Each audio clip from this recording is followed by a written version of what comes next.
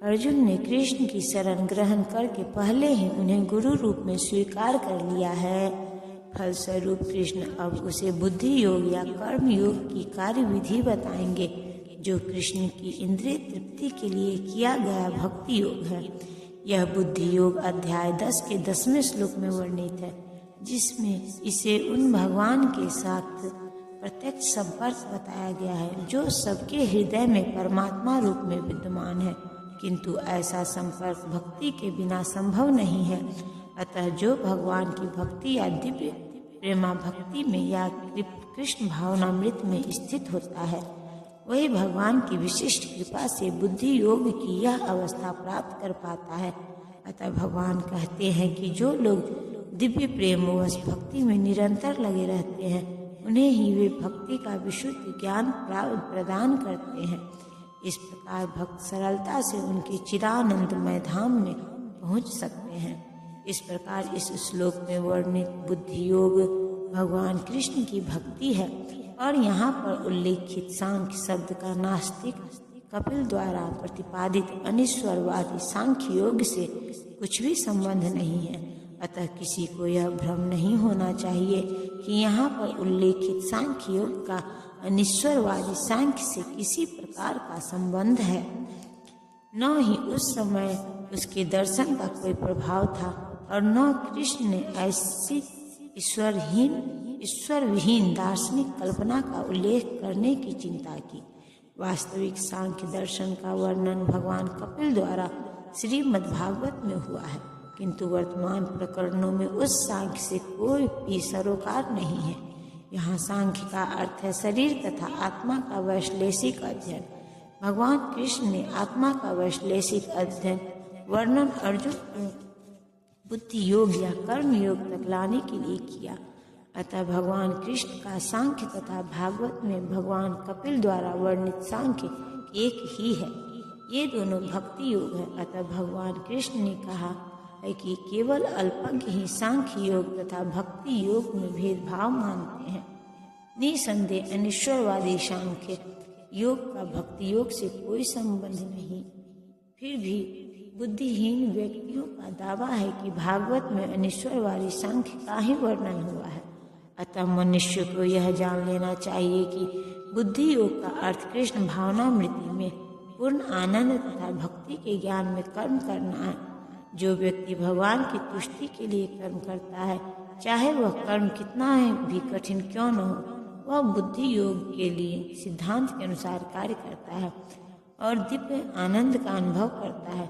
ऐसी दिव्य व्यवस्था के कारण उसे भगवत कृपा से स्वतः संपूर्ण दिव्य ज्ञान प्राप्त हो जाता है, और ज्ञान प्राप्त करने के लिए अतिरिक्त श्रम किए बिना ही उसकी पूर्ण मुक्ति हो जाती है।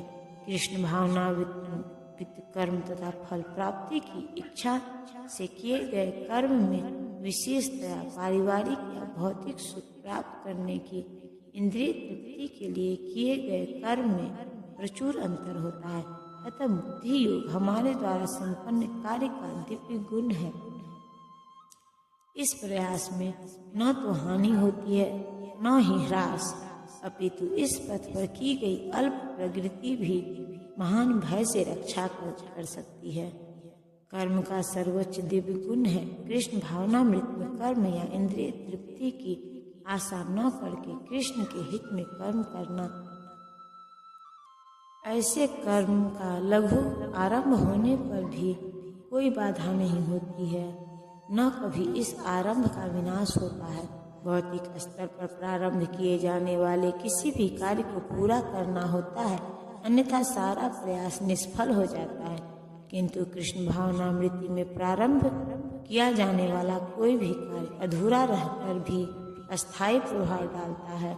अतः ऐसे कर्म करने वाले को कोई हानि नहीं होती, चाहे यह कर्म अधूरा ही क्यों न रह गया। यदि कृष्ण भावनामृति का 1% भी कार्य पूरा हुआ हो तो उसका अस्थायी फल होता है। अतः अगली बार 2% से शुभारंभ होगा, किंतु भौतिक कर्म में जब तक 100% सफलता प्राप्त न हो तब तक कोई लाभ नहीं होता। अजामिल ने कृष्ण भावनामृत में अपने कर्तव्य का कुछ ही प्रतिशत पूरा किया था, किंतु भगवान की कृपा से उसे 100% लाभ मिला। यदि कोई अपना धर्म छोड़कर कृष्ण भावनामृति में काम करता है और फिर काम पूरा न होने के कारण नीचे गिर जाता है तो इसमें उसको क्या हानि। और यदि कोई अपने भौतिक कार्यों को पूरा करता है तो इससे उसको क्या लाभ होगा। अथवा जैसा कि ईसाई कहते हैं, यदि कोई अपनी शाश्वत आत्मा को खोकर संपूर्ण जगत को पा ले तो मनुष्य को इससे क्या लाभ होगा। भौतिक कार्य तथा उनके फल शरीर के साथ ही समाप्त हो जाते हैं, किंतु कृष्ण भावनामृत में किया गया कार्य मनुष्य को इस शरीर के विनष्ट होने पर भी पुनः कृष्ण भावनामृत तक ले जाता है। कम से कम इतना तो निश्चित है कि अगले जन्म में उसे सुसंस्कृत ब्राह्मण परिवार में या धनी मानी कुल मनुष्य का शरीर प्राप्त हो सकेगा, जिससे उसे भविष्य में ऊपर उठने का अवसर प्राप्त हो सकेगा। कृष्ण भावनामृत में संपन्न कार्य का यही अनुपम गुण है। जो इस मार्ग पर चलते हैं वे प्रयोजन में दृढ़ रहते हैं और उनका लक्ष्य भी एक होता है। हे कुरुनंदन, जो दृढ़ प्रतिज्ञ नहीं है उनकी बुद्धि अनेक शाखाओं में विभक्त रहती है। यह दृढ़ श्रद्धा की कृष्ण भावनामृत द्वारा मनुष्य जीवन की सर्वोच्च सिद्धि प्राप्त कर सकेगा। व्यावसायिकता बुद्धि कहलाती है। श्रद्धा का अर्थ है किसी अलौकिक वस्तु में अटूट विश्वास। जब कोई कृष्ण भावनामृत के कार्यों में लगा होता है तो उसे परिवार, मानवता या राष्ट्रीयता से बंधकर कार्य करने की आवश्यकता नहीं होती। पूर्व में ये किए गए शुभ अशुभ कर्मों के फल ही उसे सकाम कर्मों में लगाते हैं। जब कोई कृष्ण भावनामृत में संलग्न हो तो उसे अपने कार्यों के शुभ फल के लिए प्रयत्नशील नहीं रहना चाहिए। जब कोई कृष्ण भावनामृत में लीन होता है तो उसके सारे कार्य आध्यात्मिक धरातल पर होते हैं, क्योंकि उनमें अच्छे तथा बुरे का द्वैत नहीं रह जाता। कृष्ण भावनामृत की सर्वोच्च सिद्धि देहात्म बुद्धि का त्याग है। कृष्ण भावनामृत की प्रगति के साथ क्रमशः यह अवस्था स्वतः प्राप्त हो जाती है।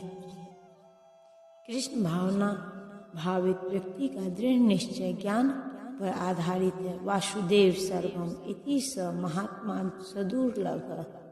कृष्ण भावना भावित व्यक्ति अत्यंत दुर्लभ जीव है, जो भली भांति जानता है कि वासुदेव या कृष्ण समस्त प्रकट कारणों के मूल कारण है। जिस प्रकार वृक्ष की जड़ सींचने पर स्वतः ही पत्तियों तथा टहनियों में जल पहुंच जाता है, उसी तरह कृष्ण भावना भावित होने पर मनुष्य प्रत्येक प्राणी की अर्थात अपनी परिवार की, समाज की, मानवता की सर्वोच्च सेवा कर सकता है। यदि मनुष्य के कर्मों से कृष्ण प्रसन्न हो जाए तो प्रत्येक व्यक्ति संतुष्ट होगा, किंतु कृष्ण भावनामृत में सेवा गुरु के समर्थ निर्देशन में ही ठीक से हो पाती है, क्योंकि गुरु कृष्ण का प्रामाणिक प्रतिनिधि होता है, जो शिष्य के स्वभाव से परिचित होता है और उसे कृष्ण भावनामृत की दिशा में कार्य करने के लिए मार्ग दिखा सकता है। अतः कृष्ण भावनामृत में दक्ष होने के लिए मनुष्य को दृढ़ता से कर्म करना होगा। कृष्ण के प्रतिनिधि की आज्ञा का पालन करना होगा। उसे गुरु के उपदेशों को जीवन का लक्ष्य मान लेगा। शील विश्वनाथ चक्रवर्ती ठाकुर ने गुरु की प्रसिद्ध प्रार्थना में उपदेश दिया है। गुरु की तुष्टि से भगवान भी प्रसन्न होते हैं। गुरु को प्रसन्न किए बिना कृष्ण भावनामृति के स्तर तक पहुंच पाने की कोई संभावना नहीं रहती। अतः मुझे उनका चिंतन करना चाहिए और दिन में 3 बार उनकी कृपा की याचना करनी चाहिए और अपने गुरु को सादर नमस्कार करना चाहिए। किंतु यह संपूर्ण पद्धति देहात्म बुद्धि से परे सैद्धांतिक रूप में नहीं वरन व्यावहारिक रूप में पूर्ण आत्मज्ञान पर निर्भर करती है। जब सकाम कर्मों से इंद्रिय तृप्ति की कोई संभावना नहीं रहती, जिसका मन दृढ़ नहीं है, वही विभिन्न सकाम कर्मों की ओर आकर्षित होता है।